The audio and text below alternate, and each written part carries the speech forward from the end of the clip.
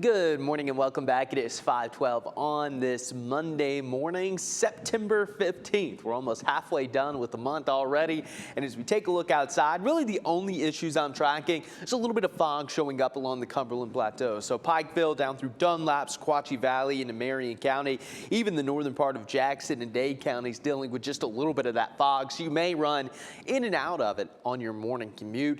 If you're in those gray shaded areas here in the valley, most of us are looking a-okay this morning, but just be mindful of that. And here's a look coming up and down the ridge cut. It looks like we have a few more cars out there now that we are after 5 o'clock, but your temperatures are on the mild side. So 61 Blue Ridge, 61 in Athens, 62 in Altamont. Again, fairly comfortable, not quite as cool as what we were waking up to this time last week, but later today, we're going to be back in the 80s, 86 in Dunlap, 86 in Soddy Daisy, 87 in Cleveland. Our eastern communities, much of the same, a little bit cooler over into Andrews, right at 80, 87 in Tellico Plains and Benton. We'll have 84 in Ellijay, so pretty comfortable day in the North Georgia mountains, 88 in Dalton, 88 in Trenton, and 86 in Stevenson. So across our 4-state coverage area, we're going to be dealing with temperatures pretty close to normal for this time of the year. That humidity is going to go up a little bit, and it is going to be higher than what we had last week, so you'll be able to notice a little bit of difference.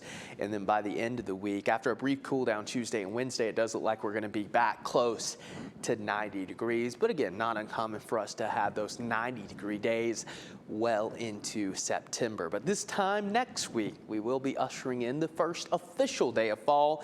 That fall equinox is on September 22nd, and as we get closer, we're still losing, again, about 2 minutes of daylight. Here's a look at your sunrise and sunset times today. We've got 12 hours and 23 minutes of daylight.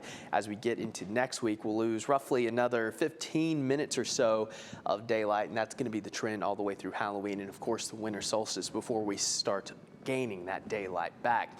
But as we take a look at Futurecast, again, things are looking pretty good this morning. Now we have some showers well to our west, and later today there will be some clouds developing, and I can't completely rule out a spotty shower or two. Most of us are not going to see rain today, but there could be a quick, 10-minute shower in a few areas here across the Tennessee Valley. Tonight things will be quiet, and then tomorrow I think we're going to have just a little more moisture to work with, which could lead to a better chance of seeing some of those spotty showers as we get into the afternoon and early evening. Again, not going to be anything substantial or widespread, but there certainly will be a slightly better chance of rain tomorrow.